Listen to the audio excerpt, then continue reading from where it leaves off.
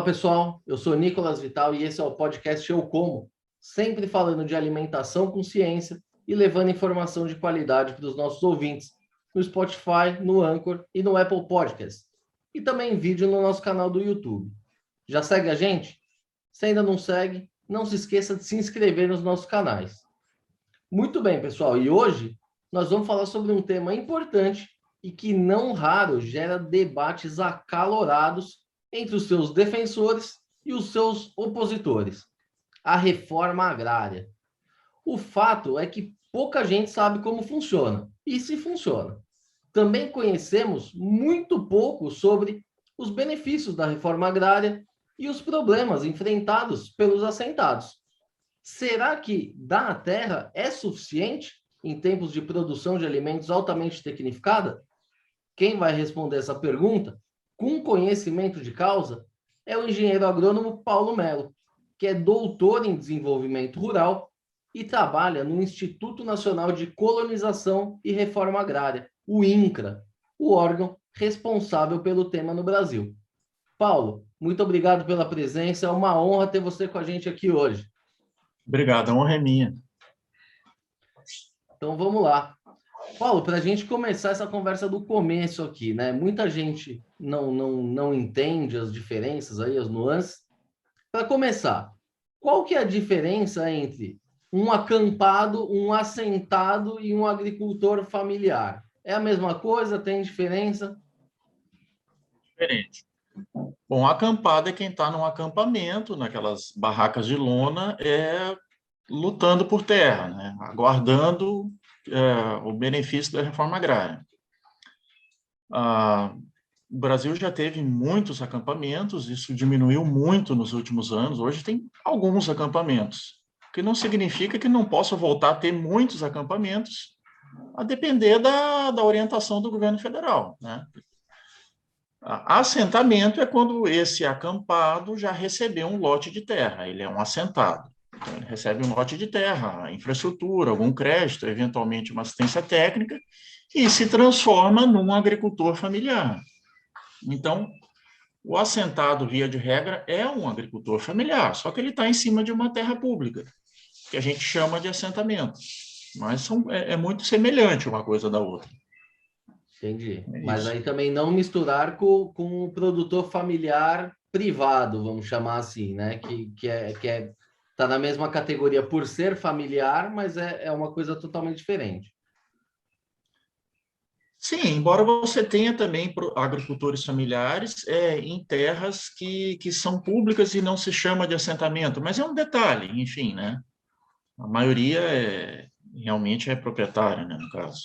Mas o caminho geralmente é esse. O pessoal vai lá, monta o acampamento, depois de um tempo isso se torna um assentamento oficial, e aí a coisa, a partir do momento que ele começa a produzir de fato, ele se torna um produtor familiar. Essa é a sequência lógica aí, né?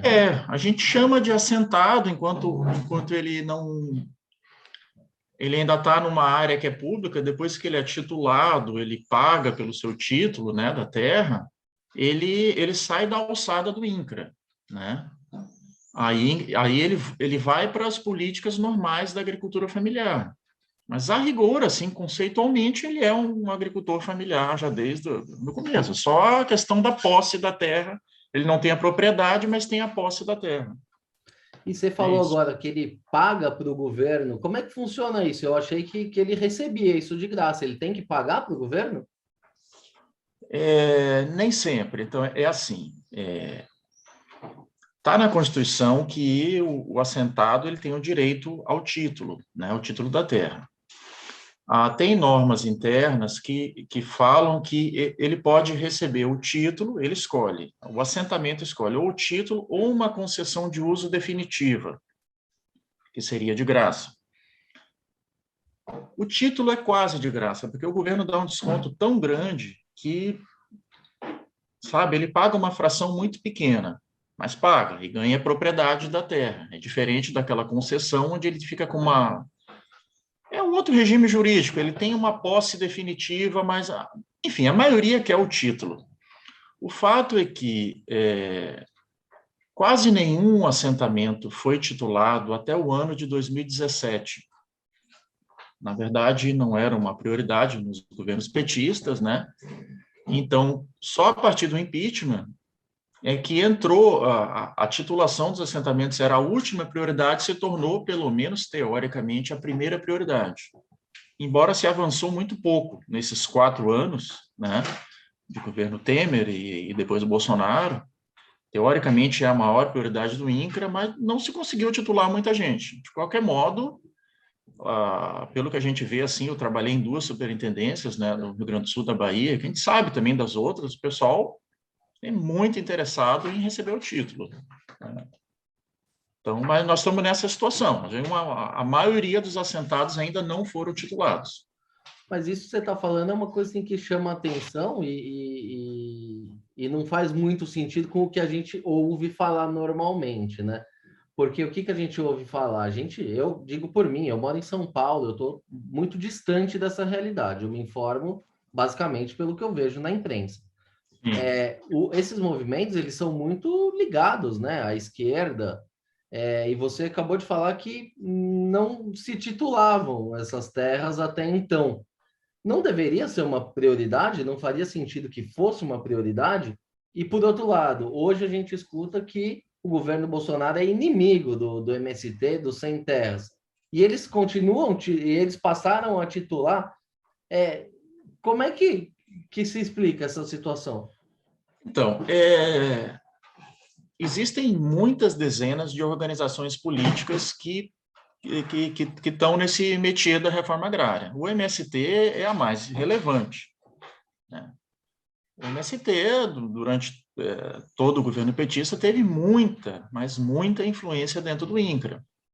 Né? E o MST, assim como outras organizações, né, da reforma agrária, são contra a titulação. Na verdade, a ideia é que os assentados fiquem ad infinitum com um documento provisório, esse documento de posse. Aí tem questões ideológicas, né? Um movimento stalinista, auto-intitulado, né? E então a terra tem que ser pública, tem que ser estatal, né? Agora há outras questões aí também, né? Quer dizer, você tem uma organização política que tem uma estrutura rígida, que exerce um controle sobre o seu público, né? No caso os assentados e acampados. E esse controle ele se dá, inclusive materialmente, quando essas organizações intermediam, né, os bens e serviços que emanam do serviço público, especialmente do INCRA. Não só, mas especialmente do INCRA. Então, essa intermediação, ela é possível nessa configuração. A partir do momento que o assentado recebe o título, que ele tem a propriedade da terra, ele faz o que ele quer com a terra, e com isso ele pode ir num banco e pegar crédito.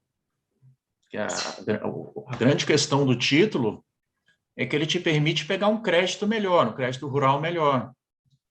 Porque sem o título, você vai no banco, você consegue pegar um Pronaf pequeno, você não consegue evoluir muito, do ponto de vista econômico, né? Então, na verdade, a titulação, ela enfraquece essas organizações. Então, isso que está em jogo, né? É isso que está em jogo. É complicado.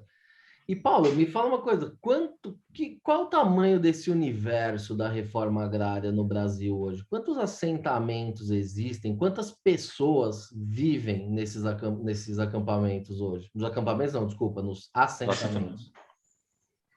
Bom, o Brasil tem mais ou menos 5 milhões de estabelecimentos rurais. Destes, mais ou menos 1 milhão é de assentados. Né? Então, é um número bem relevante, né? É 20% dos estabelecimentos rurais brasileiros ou 25% quase dos familiares. Porque tem mais ou menos uns 4 milhões de estabelecimentos rurais que são familiares. Então, é um universo bem relevante. Em hectares, você tem ideia quanto dá isso? Dá mais de 80 milhões, né? De hectares? Coisa de... Dá mais de 80 milhões, esse 1 milhão, né, de famílias, né? Bom, mas então tem aí 80 hectares por família. Não, peraí, deixa eu ver aqui.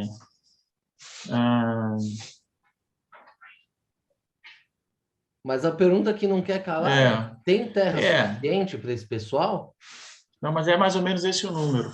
Não, tem terra. É porque essa média é complicada, porque, na verdade, tem assentamentos, alguns assentamentos mais antigos, e boa parte dos assentamentos brasileiros estão no norte do Brasil.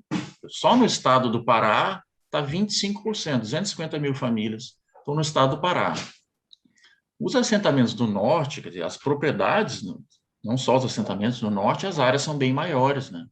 Porque os módulos fiscais dos municípios do norte do Brasil são maiores, né? Então, o que caracteriza a agricultura familiar é até 4 módulos fiscais. É um balizador que a gente tem, né?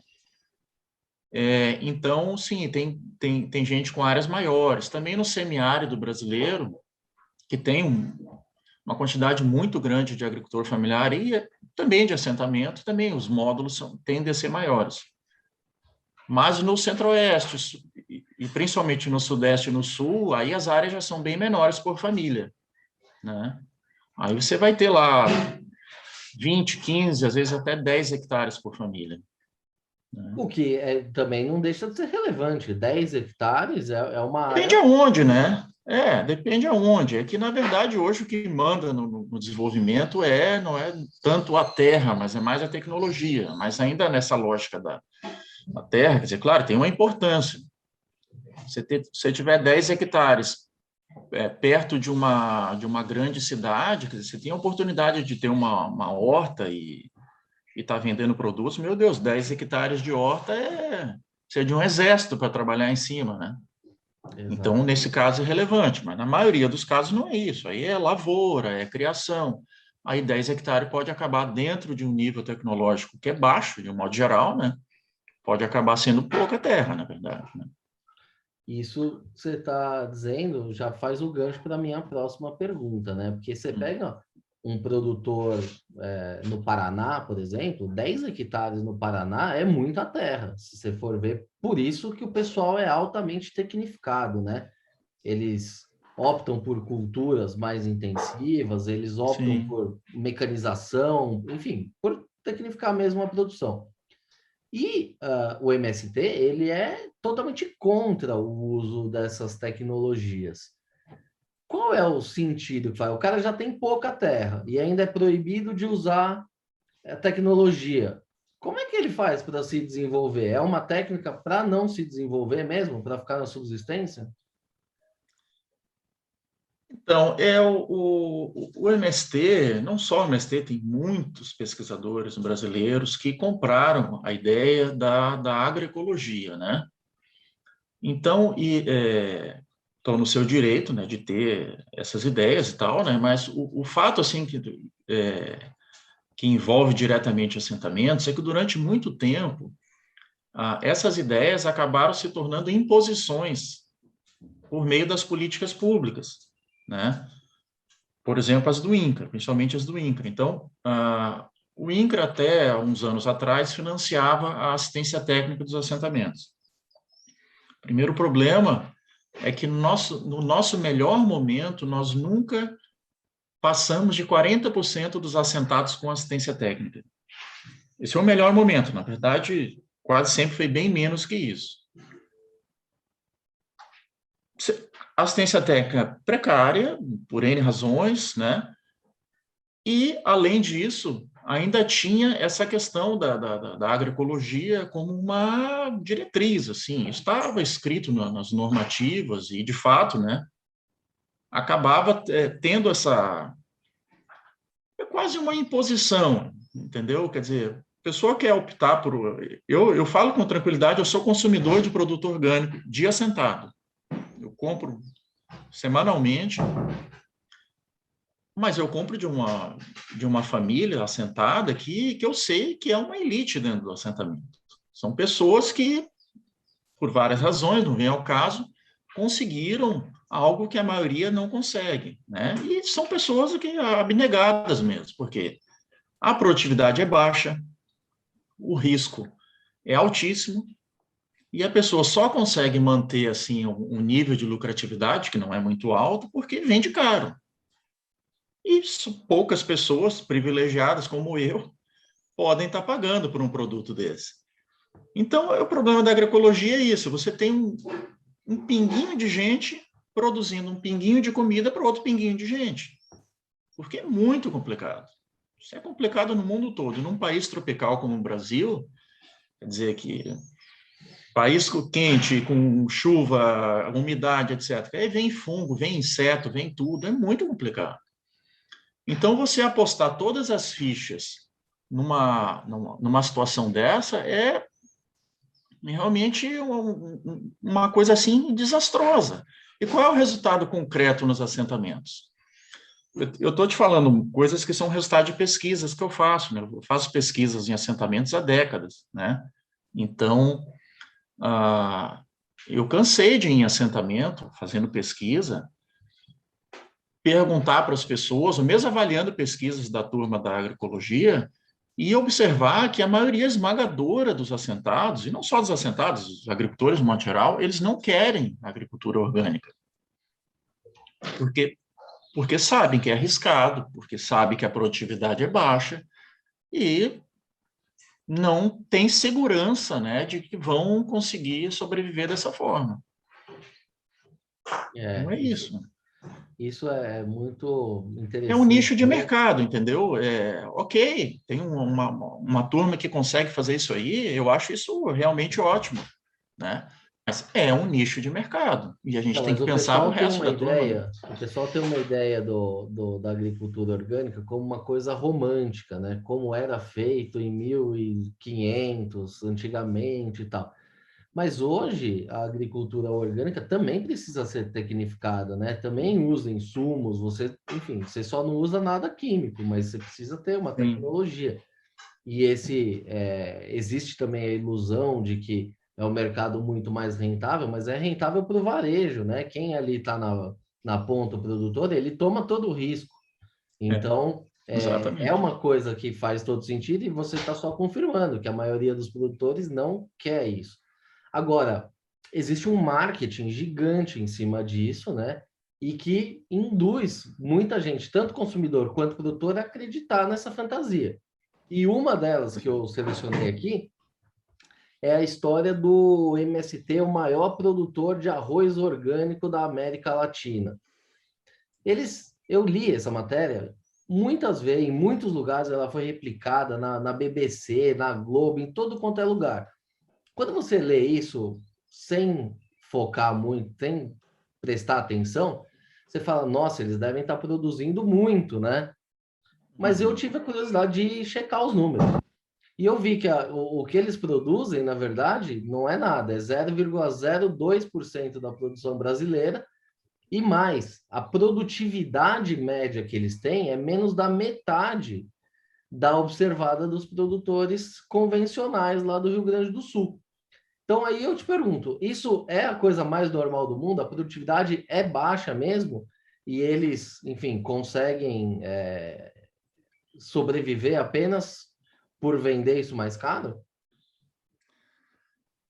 Cara, a minha tese de doutorado foi no maior assentamento do Rio Grande do Sul, que tem a maior área plantada de arroz orgânico do Brasil. Eu voltei nesse assentamento 10 anos depois para fazer, eu defendi em 2010. E voltei 10 anos depois para que eu fiz a pesquisa inicial, né? Para fazer outras pesquisas. E uma delas foi especificamente sobre o arroz orgânico. Não só nesse assentamento, mas em alguns assentamentos do entorno de Porto Alegre. Tem outros. É a maior área, né? É a grande cartão de visitas do MST é o arroz orgânico no entorno de Porto Alegre. Então, eu entrevistei quase todos os produtores, longamente, e fiz o cálculo econômico das lavouras deles, né? Então, eu tenho publicado isso, né? Depois, se você quiser dar uma olhada, ali está em detalhes ali. O que eu posso te dizer assim de um modo geral? A maioria deles está quebrado. Dá pena de conversar com aquelas pessoas, que são pessoas que estão numa batalha, assim, para tentar obter algum lucro e grande parte deles estão tendo prejuízo ano a ano. Porque eu sei que esse ano fico até muito feliz por isso, porque, por um lado, né, esse ano o arroz subiu imensamente, então eu acho que muitos deles, eu acho que pela primeira vez na vida tiveram algum lucro. Imagino, eu não conversei com eles, mas como essa safra, o preço do arroz subiu assim muito, né? Mas foi um momento atípico. Na verdade, você pegar ano a ano aí, você vai ver que as produtividades são muito baixas. O preço, como é arroz orgânico, o preço é um pouco maior, mas ele não compensa, entendeu? Ele é um pouquinho só, tipo 15% mais, entendeu? Enquanto que a produtividade é que você falou, é menos da metade, né? Os custos são um pouco menores que do arroz convencional, mas não são tão menores. Mas tudo isso, desculpa te cortar, é para garantir uma narrativa deles, né? Porque a narrativa é essa. Custa só um pouquinho a mais e é muito mais saudável. Dá para fazer isso, todo mundo pode fazer isso. O Brasil deve entrar nesse rumo. E o que, na verdade, quem você é agrônomo entende melhor disso do que eu. Se o Brasil tomar esse rumo, o Brasil vai deixar de ser esse grande player produtor de alimento para quebrar literalmente, ficar dependendo de comprar produtos de fora. Então, assim, você acha que todo isso aí é tudo para alimentar mesmo uma narrativa muito forte que eles têm? Eu acho que tem esse elemento, sim, né? Tem esse elemento. No caso desse esse assentamento, assim, especificamente, houve uma construção na criação do assentamento de que ele obrigatoriamente teria que ser ecológico. Então, gerou... Enfim, é um assentamento bem complexo, tem uma série de questões acontecendo lá, mas tem esse problema, de fato é o que você está falando, assim, vamos fazer uma suposição maluca aqui, se a partir de amanhã todo mundo passasse a só cultivar de forma orgânica. Bom, a gente ia ter que dobrar a área plantada, se a gente quiser manter o nível de produção, né? Imagine o caos ambiental que isso seria, né? Então, é muito complicado isso. Agora, sim, vale a pena também pensar, no caso da agricultura orgânica, tem uma lei, né, que define o que é agricultura orgânica. E essa lei, ela é uma lei muito exagerada, no meu modo de ver, sabe? Então, isso, por exemplo, de proibir adubos químicos, quer dizer, pô, mas quem é que está preocupado com adubo químico? Quer dizer, as pessoas não querem consumir agrotóxico, né? Agora, pô, você evitar adubo químico, e, aliás, curiosamente, essa lei, se for ver lá, tem algumas formulações químicas que são liberadas. Eu não me pergunte por quê, não dá para entender por que você libera certa formulação química de nitrogênio e outra não libera. Então, a lei ela acabou criando amarras que, no meu modo de ver, só atrapalham, né? Então, poderia ser flexibilizado, né?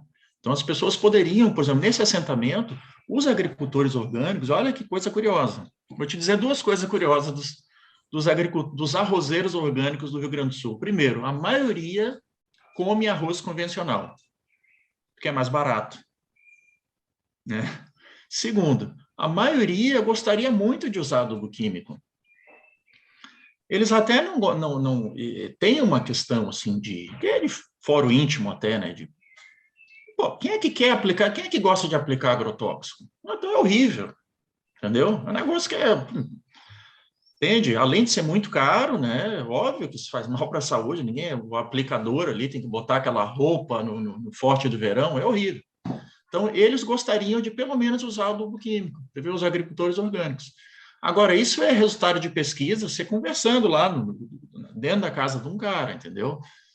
Obviamente que o discurso político nunca vai aparecer esse tipo de coisa, né? Exatamente. E outra coisa que chama atenção também você falou dos agrotóxicos, enfim. Hoje existe já uma migração para os biodefensivos, né? Que é o futuro Sim. mesmo, são defensivos mais biológicos, enfim, menos agressivos. Mas o que chama atenção é que produtos também tóxicos são usados, né, nas lavouras orgânicas, como Orgânica, a isso, calda é bordaleza, a verdade. ureia. Se isso aí são químicos iguais, né? Com a diferença que a gente nunca sabe qual é a quantidade que é utilizada, o que tem nessa calda, qual que é a composição. Isso também não pode oferecer algum risco mesmo aos produtores? Pode, pode oferecer, sim. Porque a cauda bordaleza se usa cobre. Cobre é um negócio super tóxico, né? E aí tem um outro aspecto aí que você falando disso, eu me lembrei, assim, na agricultura orgânica você tem as certificadoras, né? Então, teoricamente, é uma segurança, né, para o consumidor você ter uma produção certificada. Só que tem uma situação que ocorre muito em assentamento, que eles chamam de certificação solidária.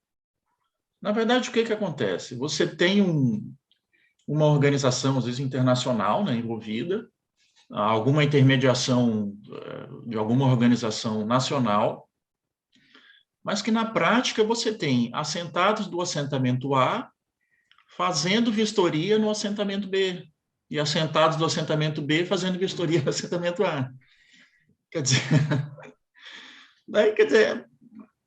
é algo assim que, no meu modo de ver, assim, nada pessoal e tal, né? Eu sei que tem muita gente séria, né, nesse trabalho aí, não estou dizendo que é uma gandaia, não, mas olhando de longe isso aí, não é um negócio assim que inspire assim muita segurança, né?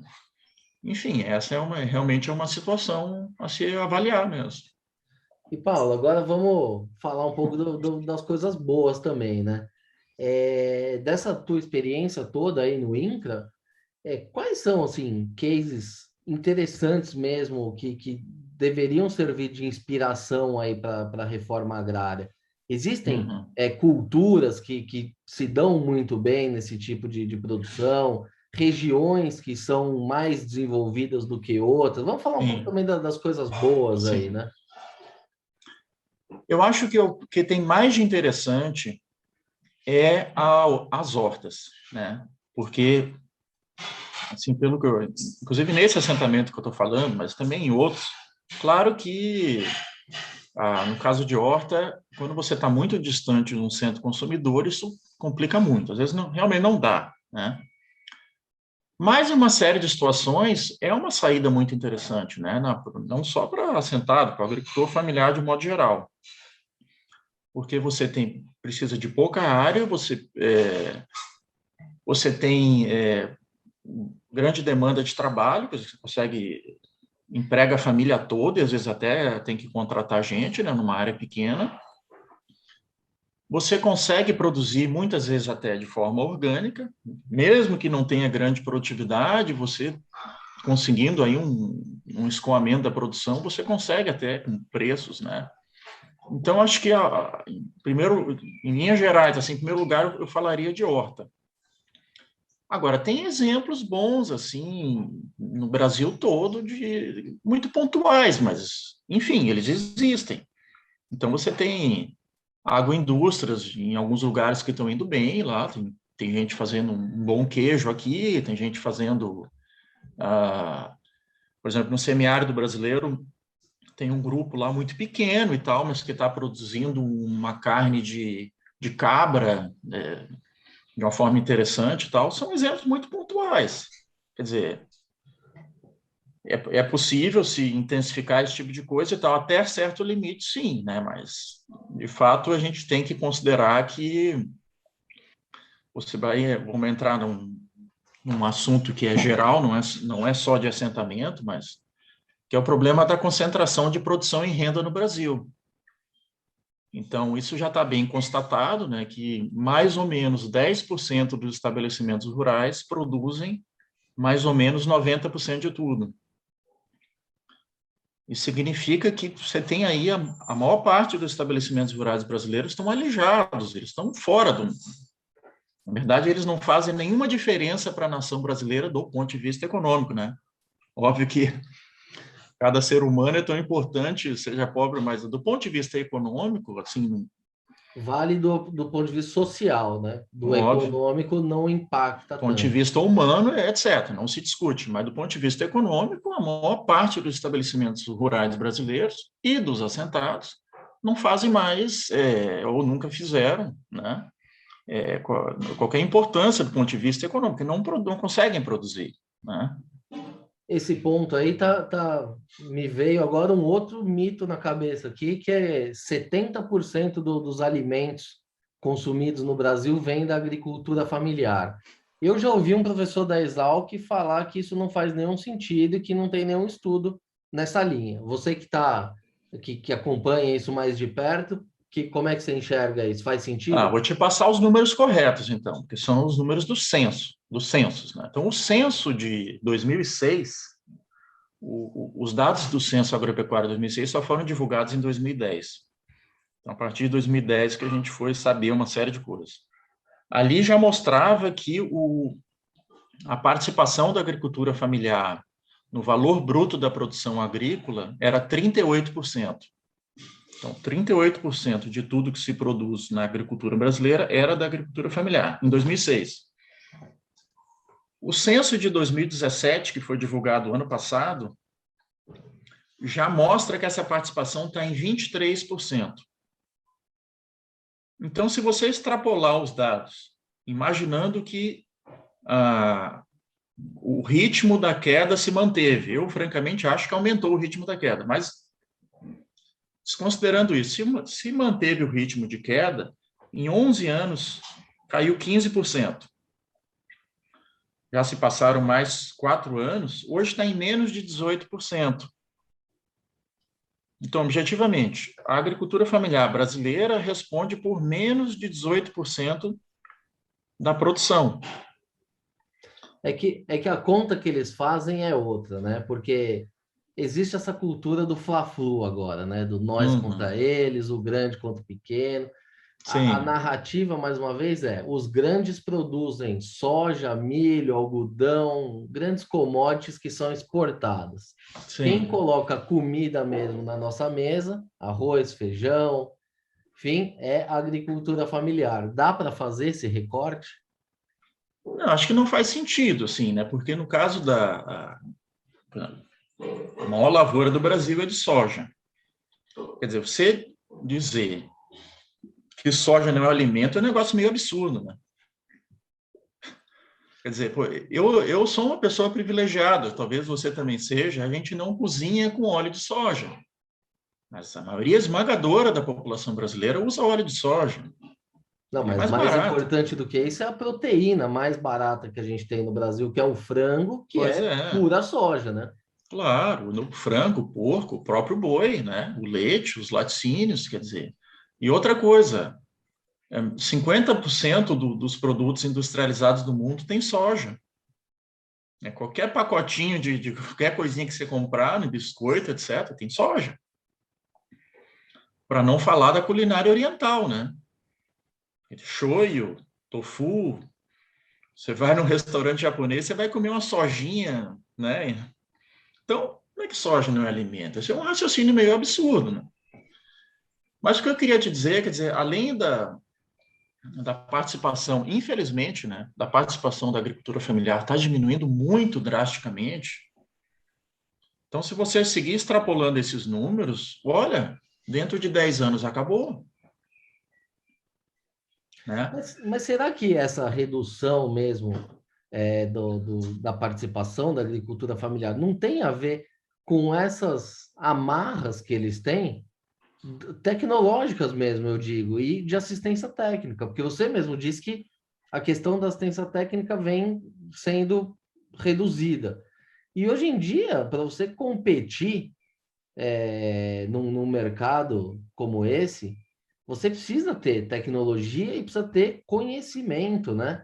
Você não acha que esse é o grande impacto aí? A falta de conhecimento e a falta de tecnologia que estão tirando esse pessoal do jogo? Não, esse é um aspecto, mas veja bem, olha só, o que está acontecendo no Brasil, dessa alta concentração da produção, e consequentemente da renda, também acontece nos Estados Unidos e na Europa. Entende? Então, veja que o negócio é bem mais complicado. Nós estamos falando de uma tendência que é mundial, né? E que a gente dificilmente vai escapar disso daí. Né? Então, tem a ver também com a diminuição do número de estabelecimentos rurais. Então, eu falei, né, no Brasil tem 5, nos Estados Unidos, que é um país maior que o Brasil, tem 2. A França, para te apresentar outro dado, a França é o maior país rural da Europa Ocidental, né? A França, de 98 a 2010, caiu de pouco mais de 1 milhão de estabelecimentos rurais para menos de 500 mil. Olha a queda do número de estabelecimentos na França. Quer dizer, a França, onde tem subsídio, quer dizer, você tem uma tradição de bons agricultores, de técnica, de um país pequeno que tem infraestrutura, tem tudo. Quer dizer, você imagina o que vai ser do Brasil? Então? Como é que a gente, com esse mega país, sem infraestrutura, sem assistência técnica, os dados do censo mostram que 20% só das propriedades têm assistência técnica. Isso só uma questão numérica, porque, na verdade, se for ver a qualidade da assistência técnica, simplesmente entre o precário e o muito precário. Quer dizer, então nós estamos diante de uma situação, assim, no meu modo de ver, assim, praticamente irreversível.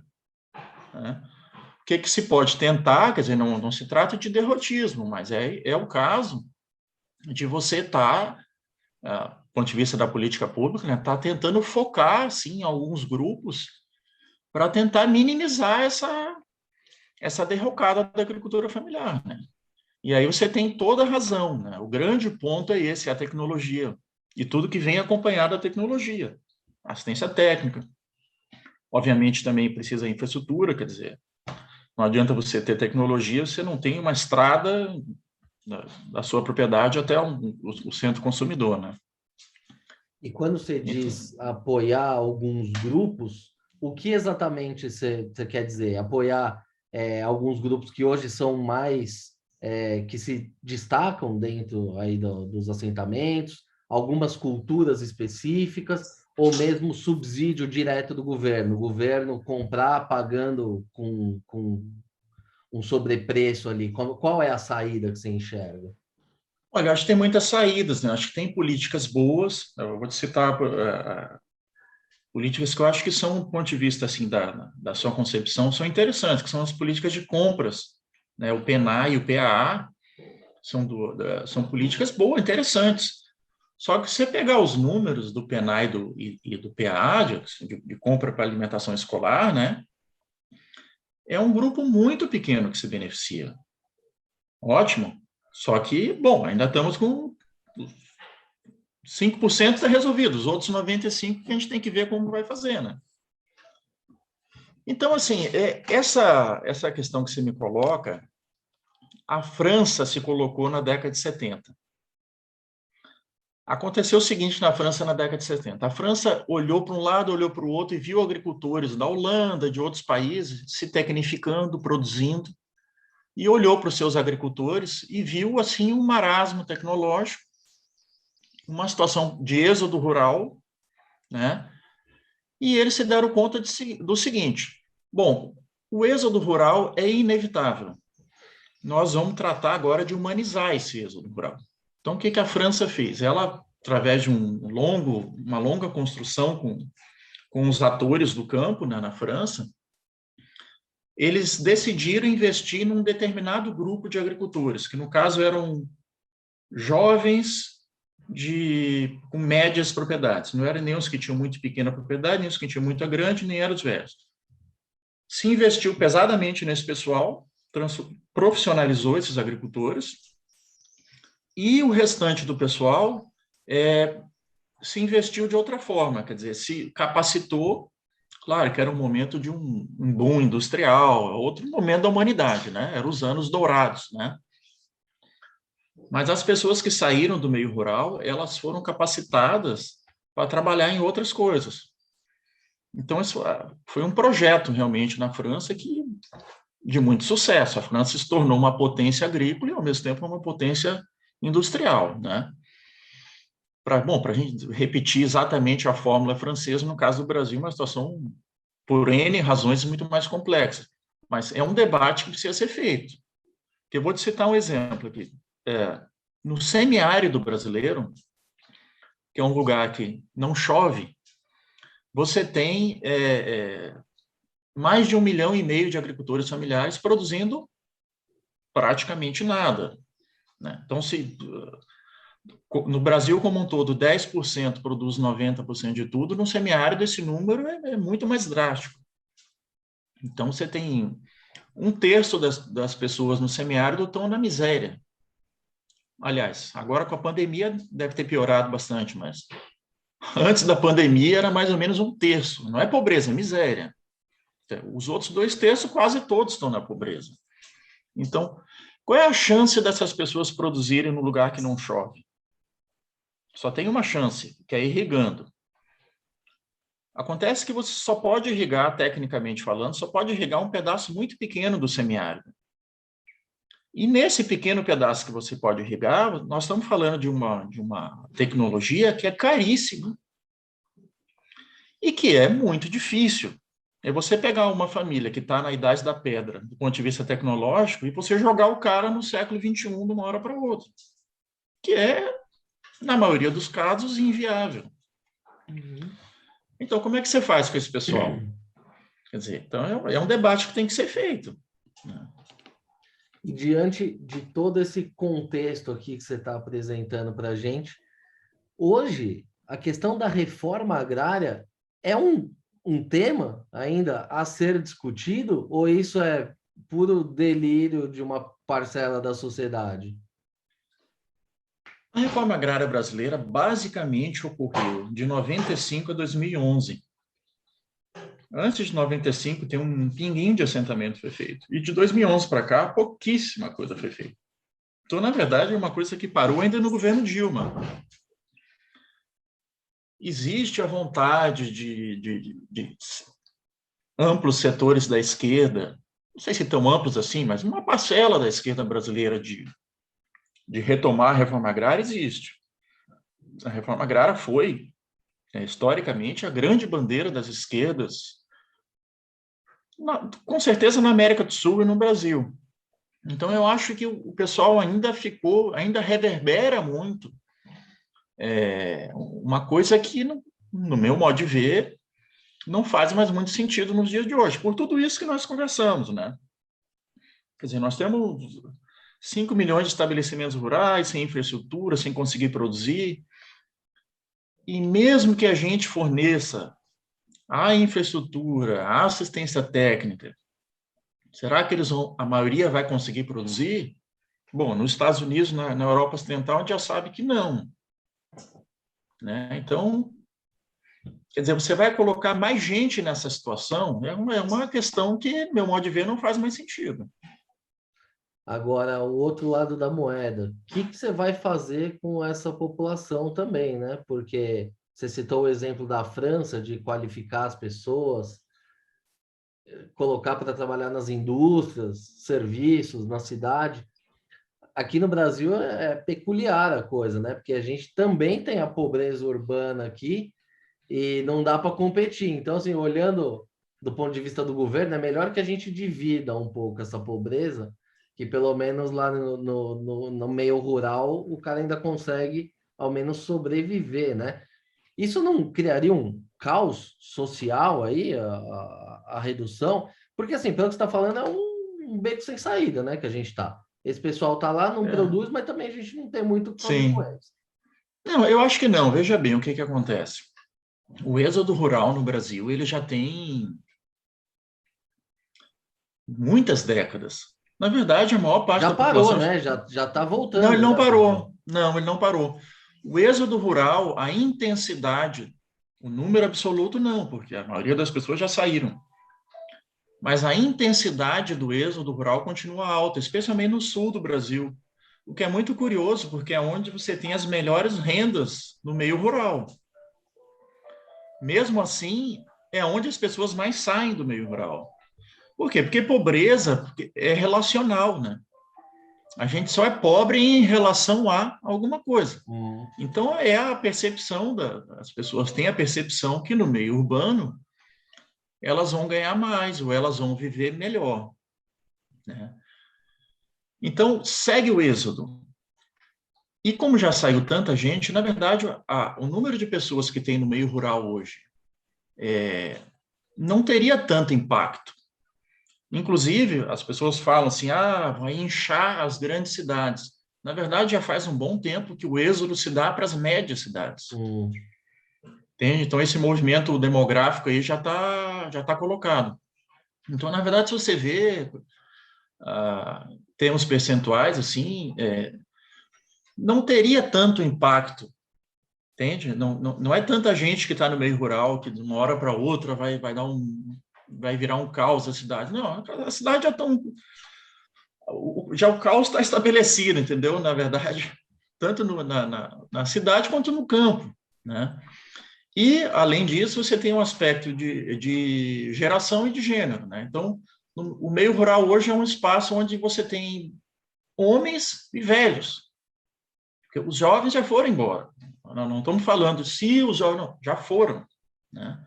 O jovem não quer, já viram que não tem saída do ponto de vista financeiro, a penosidade do trabalho, e também você tem que considerar que qual é o jovem hoje que não quer estar na internet, entendeu? Então, você está num fundão do Brasil que não tem internet, quer dizer, é isso, esse é o processo que está colocado. Agora, claro, como você bem disse, é um desafio, né? O que fazer com essas pessoas. Enfim, o Brasil precisa de um projeto de desenvolvimento, né? Que dê conta dessa situação. Mas a médio prazo, a tendência é que mingue tudo isso, porque se só tem velho e homem lá hoje em dia, Exato. nesses lugares, daqui a pouco esses caras vão acabar morrendo, os jovens não vão querer voltar. Então talvez seja vai equilibrar de forma natural tudo isso. Sim, isso vai acontecer, vai acontecer, vamos dizer assim, da pior forma possível, né? As pessoas por falta de opção, elas vão ficar num lugar inóspito até a hora da morte delas, porque elas não têm. O caso do semiárido é emblemático, porque o êxodo rural no semiárido é menor, apesar das pessoas serem muito mais pobres. É que, na verdade, para migrar, mesmo para migrar de uma situação dessa, você tem que ter algum dinheiro, entendeu? Então, você não vai sair assim, largar tudo. Você tem que ter alguma economia, você vai, né, fazer uma aventura, você vai precisar daqui a pouco alugar alguma coisa, etc. Então, a situação é tão ruim que nem migrar se consegue, né? É complicado. Agora, já encaminhando aqui para a nossa reta final, vamos tentar dar um ar de esperança aqui. O que poderia ser feito, pelo menos, para melhorar um pouco a vida dessas pessoas hoje, antes de acontecer alguma coisa, antes de ter uma revolução no campo? Eu não sei o que pode acontecer. O fato é que existem aí muitas pessoas que estão aí nessa situação, que não têm muita oportunidade. O que poderia ser feito para ajudar essas pessoas, ao mesmo tempo sem prejudicar o agronegócio, né, que foi colocado como grande vilão da história? Sim. Enfim, tem saída? Dá para fazer alguma coisa? Não, eu acho que, apesar de tudo isso que a gente está falando, tem a gente tem uma margem de manobra aí, entendeu? Para investir, né, em agricultores. Quer dizer, quando a gente faz a divisão que 10% produzem 90% de tudo, claro que tem uma categoria intermediária, você tem um certo um número razoável de agricultores que estão na luta, que estão produzindo alguma coisa e que precisam de muito apoio, né? Então, não foge muito das questões básicas que a gente já começou, quer dizer, assistência técnica de qualidade. Só que aí sim, quando eu falo de qualidade, é assistência técnica sem preconceito, entendeu? Então, acho que você está falando essa questão da agroecologia, não me preocupa tanto, a pessoa quer aplicar uma técnica orgânica, ok, mas o que eu acho que não é razoável é esse preconceito contra aqueles que não querem, por alguma razão, aplicar tecnologias orgânicas. Então você tem uma margem de atuação aí, com bons técnicos, apoiar agricultores, né? Tentar aproveitar essas oportunidades de crédito que tem linhas de crédito, né? Enfim, eu acho que tem como desenvolver Particularmente, eu acho que, do ponto de vista das hortaliças, né, acho que tem um caminho aí interessante, né, não só do ponto de vista da renda dos agricultores, que é razoável com hortaliças, né, mesmo, às vezes, num baixo nível tecnológico. Você planta lá uma alface, a alface tem um valor, entendeu? Numa área pequena, você consegue uma renda que muitas vezes você não consegue produzindo leite ou alguma outra coisa assim, né? E, além disso, você sabe que comer fruta e hortaliça é uma das medidas mais importantes para a saúde humana, né? A Organização Mundial da Saúde elenca lá, está entre as 5 medidas mais importantes para a saúde humana, e os brasileiros consomem pouquíssima hortaliça, né? Então, aqui eu fico imaginando, assim, um plano de governo que procurasse abordar esse tipo de coisa, quer dizer, como é que a gente pode, tanto do ponto de vista da renda do agricultor, como da nutrição da população, incentivar esse tipo de coisa, né? Se criar um plano mesmo, alguma coisa assim,